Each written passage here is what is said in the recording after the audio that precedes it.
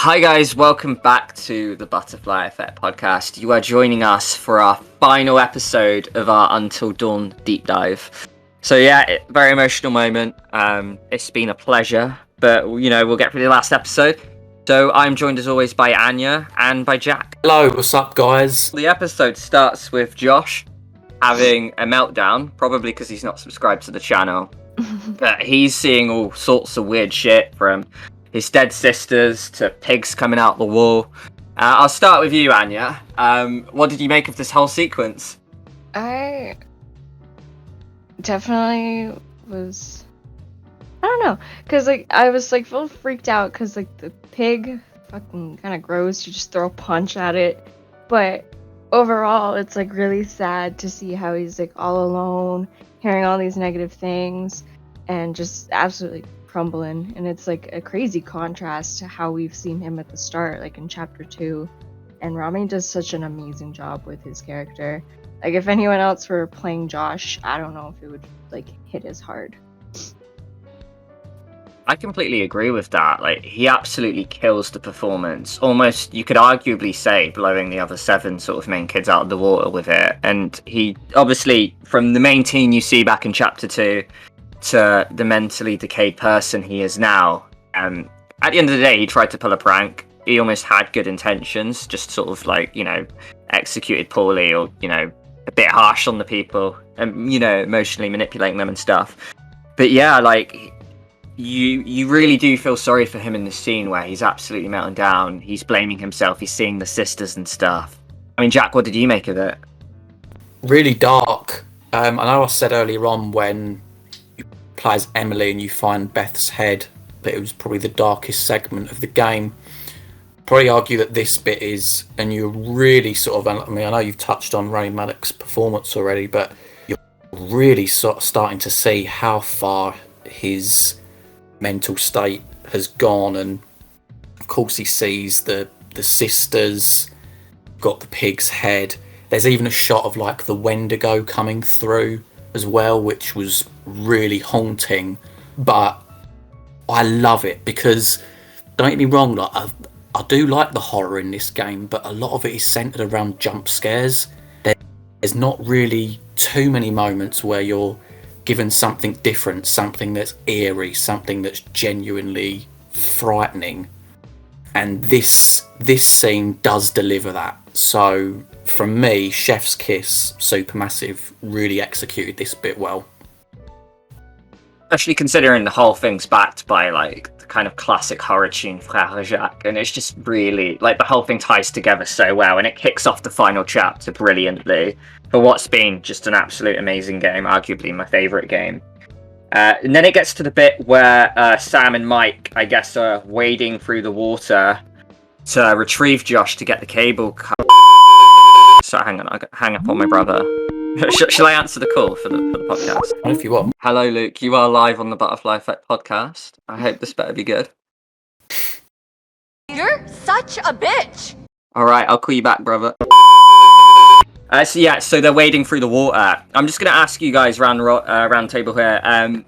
Who picked up Hannah's diary first time? I'll start with you, Jack. I didn't know.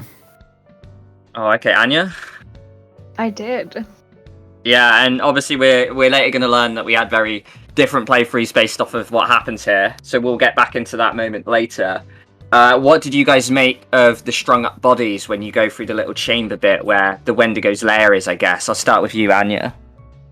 I think it's super cool. I love that detail. And when their heads all roll out the door. Although it only has the best effect when I've done a kill everybody playthrough where I've gotten everyone killed to the earliest point. So then you have all the bodies there and all the heads. Ashley's head in a cage. You get Emily in the ore grinder. It's just half of her body. I think it's super neat. But it's a little awkward when you've only killed the stranger at this point and they're just oh my god, all these bodies. Yeah, of course. I mean, Anya, for yourself, how many people died at this point? So how many bodies did you see?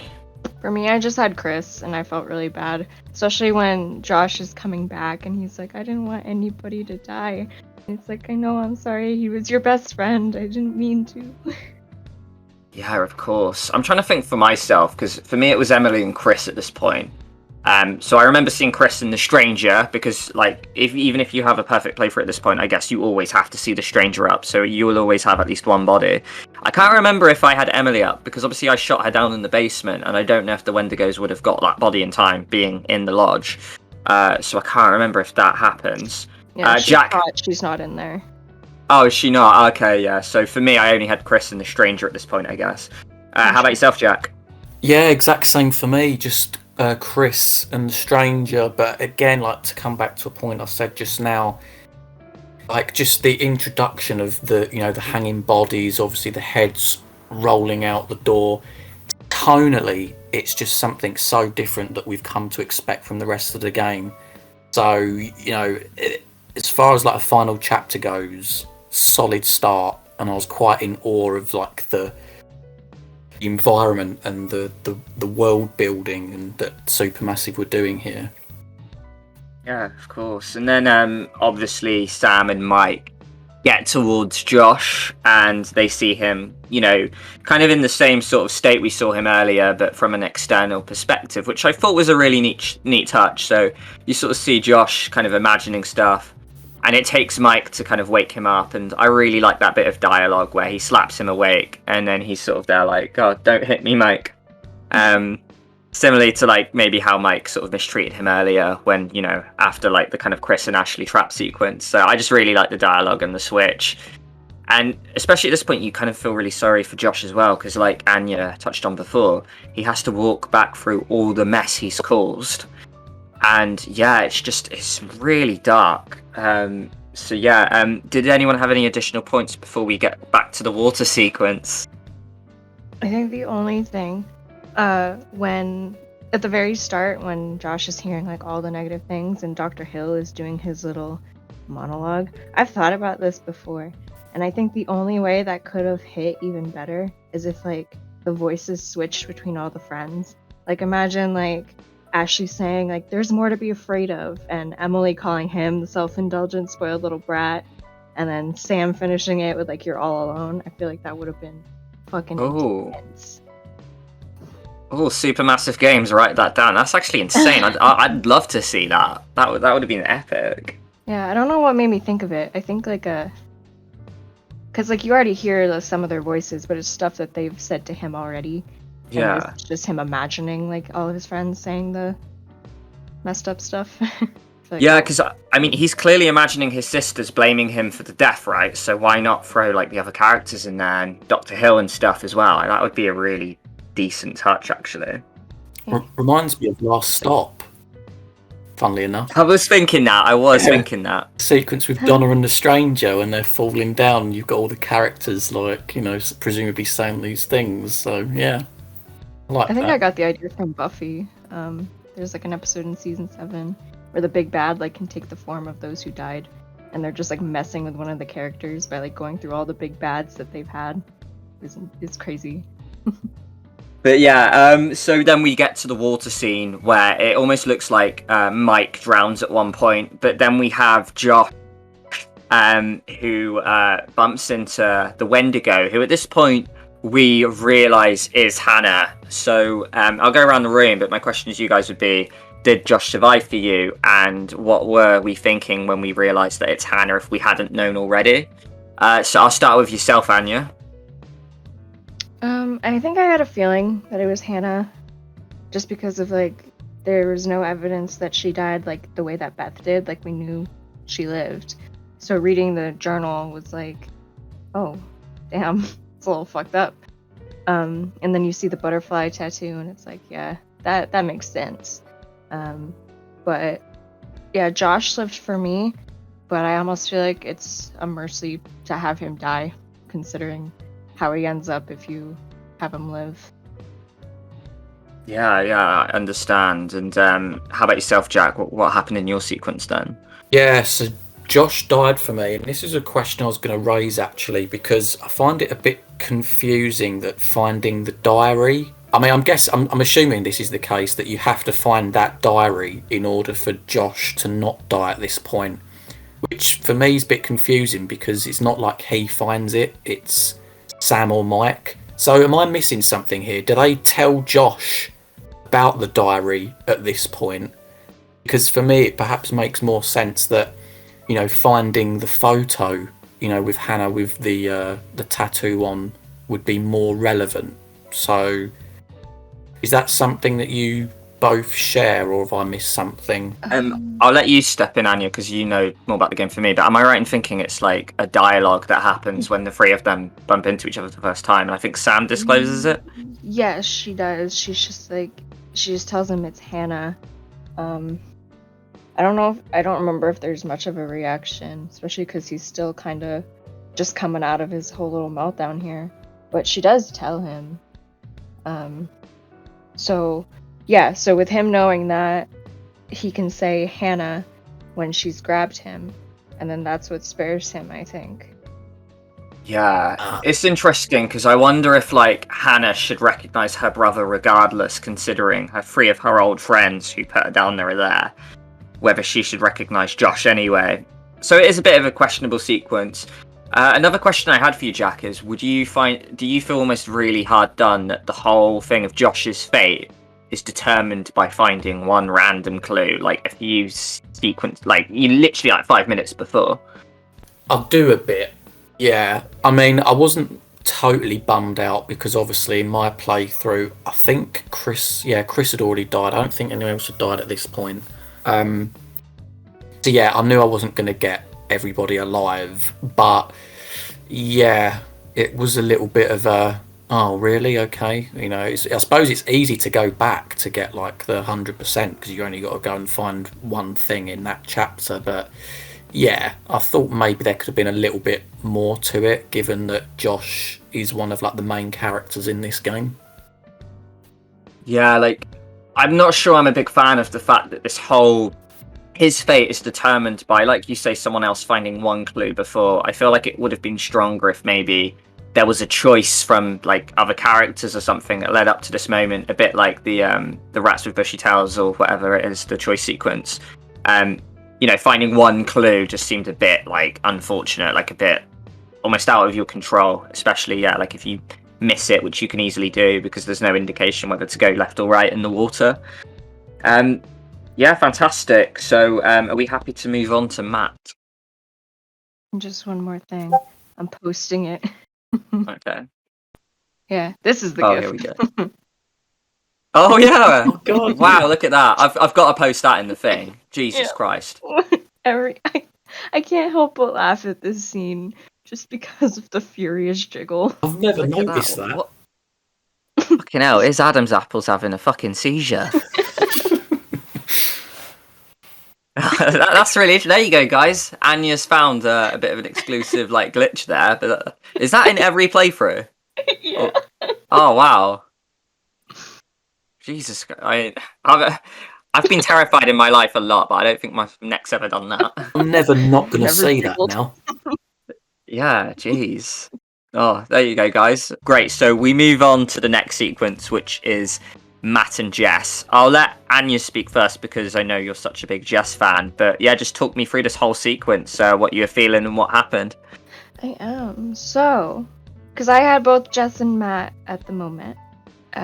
So it starts with Matt, he lights his little light, whatever, and you turn the corner and Jess just fucking tries to wail on him with a fucking shovel.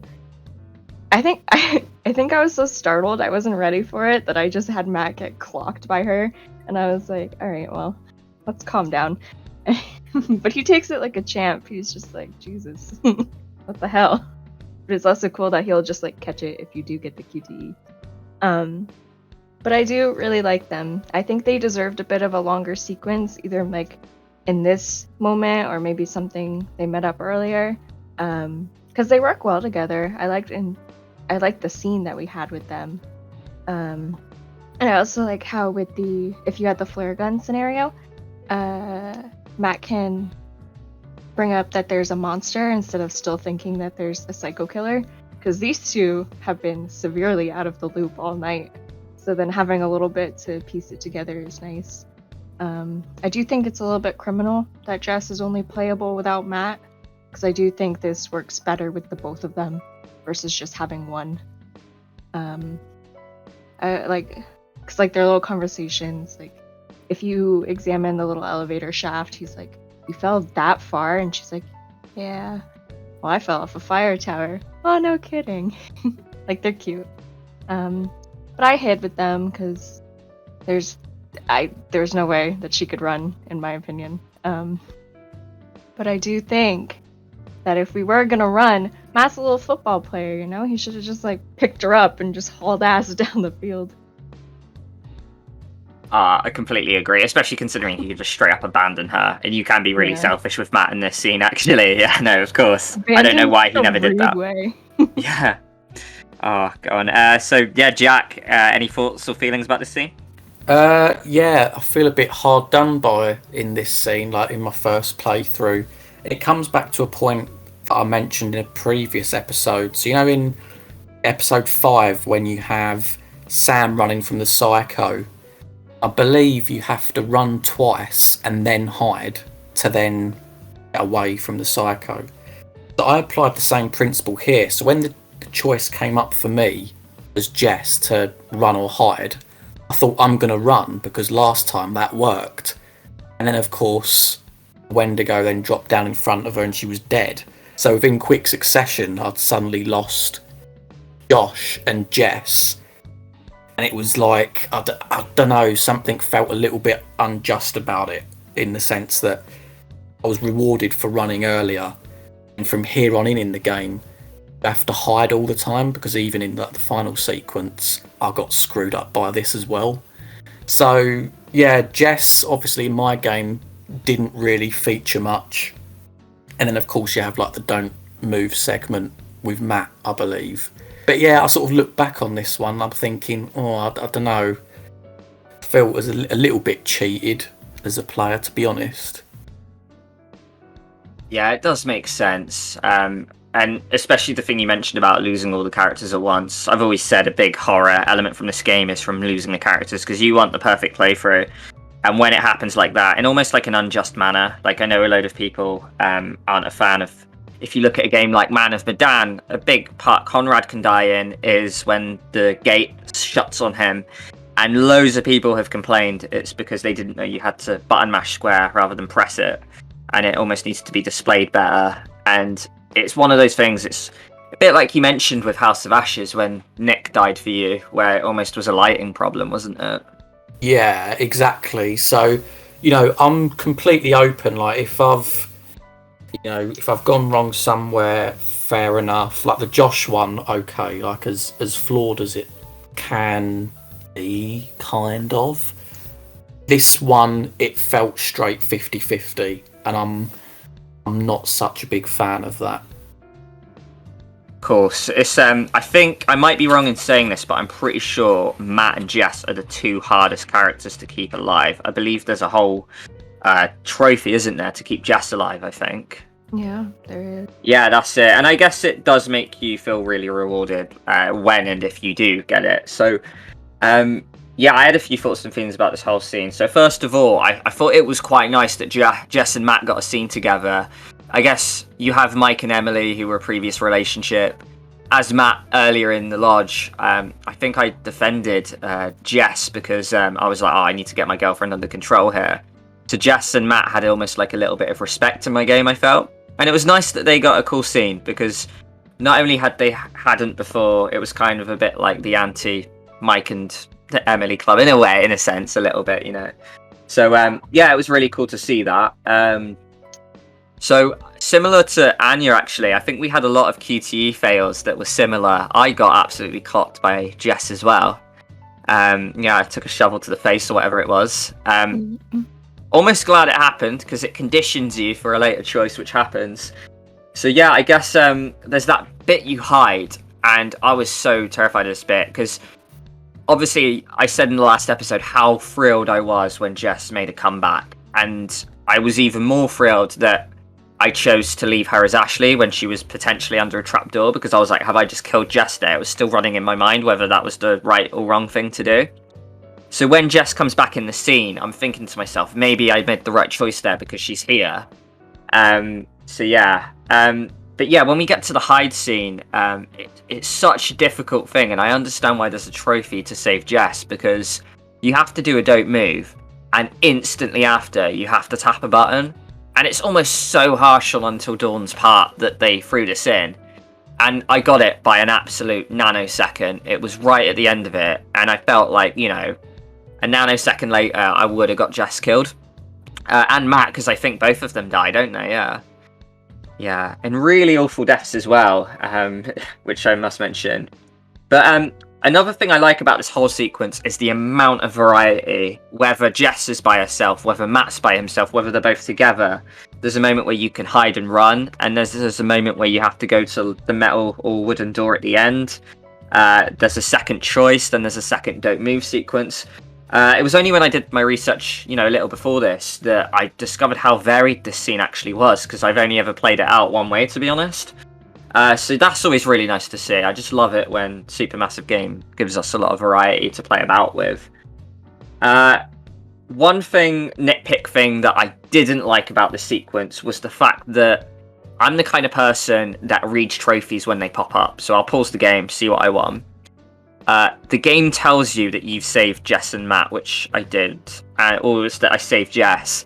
I wish it popped at the end of the game, because I almost would have liked to have not known that that was the end for Jess, because it would have been cool if I was still playing the lodge sequence in the next scene, thinking, oh, maybe Jess is going to come into this or whatever.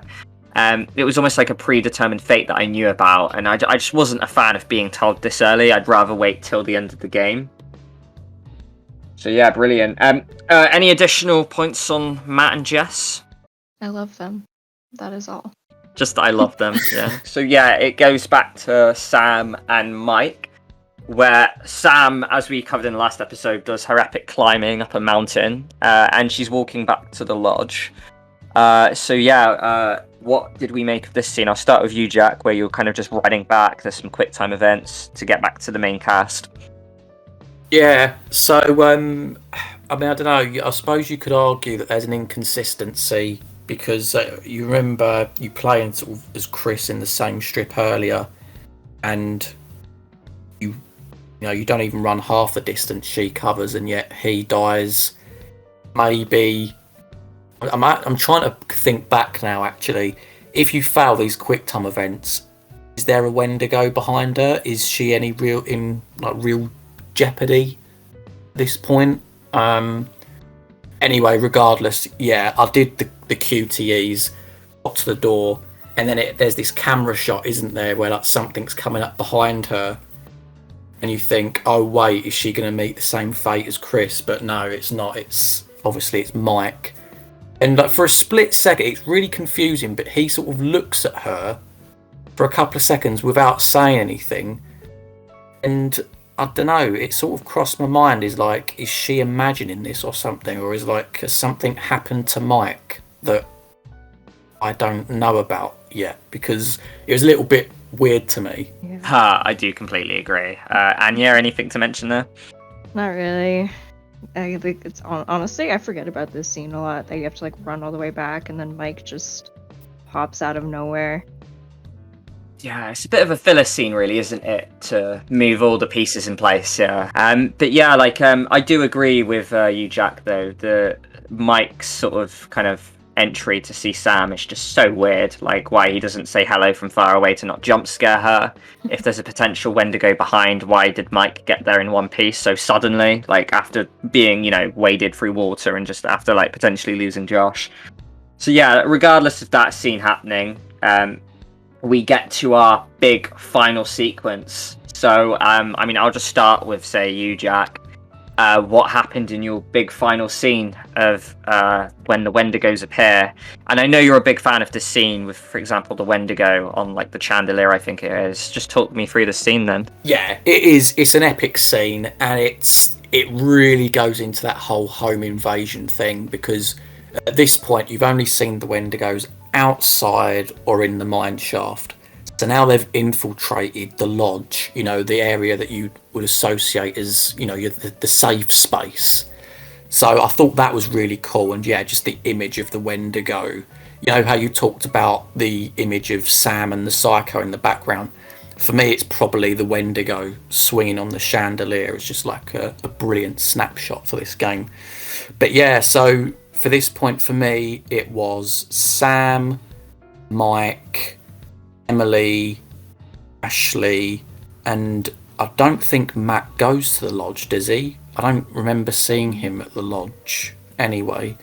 So yeah, like obviously it plays out with the gas. The Wendigos start fighting and they look at one another to sort of break the light bulb and such. And again, this comes back to what I said before about the whole run versus hide. So I know that for me, Ashley got out, but I didn't know that there was necessarily that was the pattern of how the characters were going to get out. It's, in a weird way, you're almost doing a bit of guesswork as to what the next cutscene is going to be, because I almost imagined it like when I chose to run as Sam, that maybe the cutscene would be that they all start running and they all get out, but it didn't play like that. So Sam literally legged it, and then obviously that left Mike and Emily behind, and then the house blows up, so I then lost 2 characters in one swoop, basically. So yeah, obviously it was a really cool scene, like sort of the explosion stuff, and you got like the Wendigo spirit that comes right to the camera. But yeah, a little bit of regret there that I didn't sort of play the long game and hide, and obviously I missed the don't move segments as well. So yeah, I finished off with 3, Sam, Ashley and Matt. That's rough. Yeah, I think a lot of people, every time I see people complete the game, I think 3 seems to be the common number I see. It is really difficult to make all 8 survive. And like you say, I don't necessarily think it's down to like the player's fault. And you mentioned the point about how it's a little unclear what you have to do. I just want to pause on that for a second. Do we think there's potentially a better way they could have executed this scene? Because I do know a lot of people just run for the switch straight away, not really realizing it might have an impact on the people around. Do you think that this scene's probably a bit murky and unclear? And if so, how would you have executed it, Jack? Oh, good question. Yes, I do think it's murky, because like I said before, you're doing a bit of guesswork as to what the following cutscene would be. I assumed they would all run out. How would I do it though? I really don't know, mate. I really don't know. I think I'm gonna have to come back to me on this. I'm gonna have to think on it because nothing's coming to mind. Yeah, that's all right. It might be a really cool, interesting idea for like a video actually, how we would have done Until Dawn differently or something. Yeah. But yeah, Anya, do you think this scene's a little murky and unclear? I mean, yeah, a little bit, but I also kind of like it as it is. Because, like, the whole point of this game is to, like, make your decisions and not know the consequences of it until it's already happened. So, I think it fits well and, like, what the whole game's about. And, like, your immediate, like, oh, man, I fucked up. Like, it's kind of fun to have moments like that. But, yeah, I do think it's a teensy bit frustrating that it's, like, at the very end and you can just book it and then everybody inside can be just toasted. Yeah, I mean that is actually a very good point. On the bright side though, if you have everybody alive up until that point, it's easy to replay. You don't have to go all the way back to the beginning.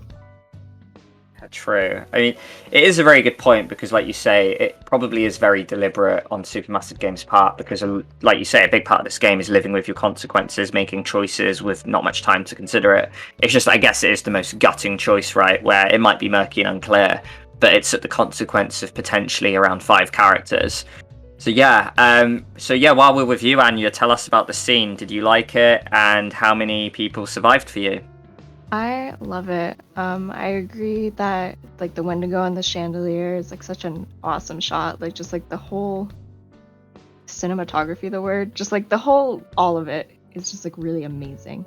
I also like too when you're running in, if you have like Emily and Ashley and Chris, like they'll freeze before like you get the shot of like the Wendigo on the chandelier.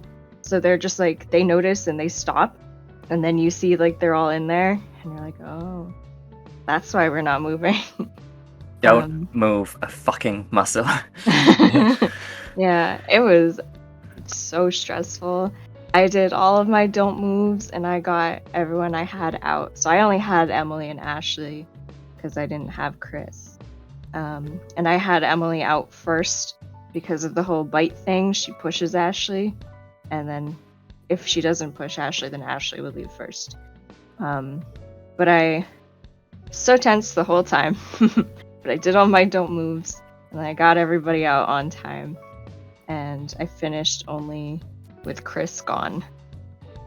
Yeah, that's brilliant. 7 out of 8 is such a good stat. So, I mean, hats off to you for that one. Okay. And to build on your point there about the order of how they get out, so I think it's always something like Chris, Ashley, Emily, or something. Yeah. But yeah, I was going to raise it as a fun fact, but yeah, no, that's what happens. So if you get the confrontation about the bite early, if Ash sort of accuses Emily, and I don't know if you knew about this, Jack, but yeah, the order can switch because Emily will butt past Ashley if they have a fight, and then Emily can get out before Ashley. Oh, that's cool. Yeah, now Supermassive Games didn't need to throw that detail in there, but they did, and I love that. Like, they would have got away with just not doing that, but I guess that just shows you how much detail and, you know, into the storytelling they put, and I just felt that was a really incredible touch. And that's also the thing that gives Ashley her eyes gouged out death. Because, like, where it would be save Emily, it would be save Ashley. But if you don't do anything, if you just let, like, the timer run out, if Ashley's in that place, then the Wendigo will gouge her eyes out like Emily's death. And I think that's really neat. It's like a little secret death for her. Yeah, no, of course. Yeah, no, it's such a good scene. Like, I really like it. So, like, for myself, I did all the hiding as well and managed to get everyone that I had there, even though I killed Chris and Emily. So it was only Ashley, Mike, and Sam for me at this point. But yeah, Ashley got out and I managed to do all the hiding. And one thing I do want to mention is that I know that, Jack, you mentioned that for you that iconic scene was the Wendigo hanging on the chandelier. But for myself, I guess, like, I could possibly argue instead it's the scene where Sam has her last don't move sequence where she's hiding kind of like behind the fireplace. And it's so tense because I failed a load of don't move sequences previously. I failed it on the tutorial when I was trying to shine a light for Josh. I failed it when Chris and the stranger were out trying to retrieve Josh, where, like, I stepped on a twig and got him killed. I wasn't good at these sequences. So I was in key moments, but I just didn't rate myself. So the moment they were throwing these sequences at me, I was tense. I was so, like, frozen up, trying my hardest, but that was almost backfiring because my hands were, like, possibly shaking slightly. But there's that really incredible scene for me where she's hiding and the Wendigo kind of peers towards her and it kind of looks at Sam dead in the eyes and it screams at her and you're supposed to, like, keep this controller still. And you almost look into his eyes and it's kind of like those, like, milk bowls and you can tell there's Hannah there. You know she's looking at you. And I just thought that was genius. From a horror point of view, best kind of scary moment of the game for myself. I absolutely loved it. And on top of that, you've got the really cool fight scene where you just get to see Hannah, like, square off with all these Wendigos, because you hadn't really seen Wendigos fight before, and it's really surprising, like something out of a nature documentary. But the manner of the deaths as well, the way, like, Hannah just absolutely, like, smashes one Wendigo's face against the floor and then just rips its head off like it's made out of paper mache. Just, yeah, such an enjoyable scene. But yeah, I managed to get everyone out in this part. Obviously not Chris and Emily because they died previously. So I had an ending with 6 characters because I had Josh survive, well-ish, you could argue. So yeah, 6 out of 8, which I was really happy for. Obviously gutted I couldn't get the 8, especially because the manner of my 2 deaths were, like, arguably really stupid. But yeah, that's what I had. So yeah, any additional points before we get to the end credits? From me? Yeah, brilliant. So it gets to the end credits where we have, like, the really cool scene. And one little nitpick I just want to mention here is I find it quite funny, the fact that in the exit interviews, if you have Sam survive, Sam says something along the lines of, "Oh, you wouldn't believe me, you've got to go down there yourself," just essentially leading people down there. And not only that, but in my playthrough, I had 2 soldiers or cops, I guess, go down there and then arguably get killed by Josh as a Wendigo. So, yeah, Sam's not a nice person. She just got 2 people killed. Try anything and you cancel, bro. But yeah, so I guess the final point to mention really is Josh's fate. So obviously Anya and I managed to keep Josh alive, but we see him as a Wendigo. Anya, what were your feelings about that?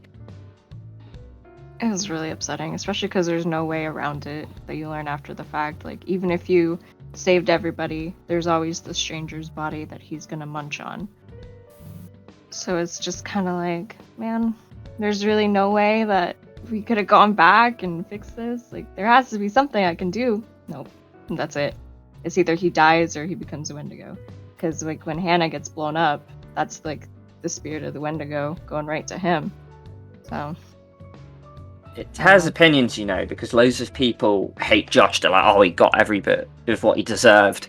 But it's really upsetting, especially as we mentioned at the start of this chapter. You see this really, like, you know, decaying mental health, and, you know, he's not in a good place, and he has such a rough ride being, like, you know, pulled away by a Wendigo after he kind of got put out in the shed to dry. And then he had this mental breakdown, then he gets, like, either his head crushed or he becomes a Wendigo and follows his sister's fate. And yeah, it's just a really upsetting tale, but it's also a very kind of beautiful one, and it's just amazing storytelling. But yeah, any additional points before we wrap the series up, guys? I wish I did, but I think we're going to have to wrap it up. No.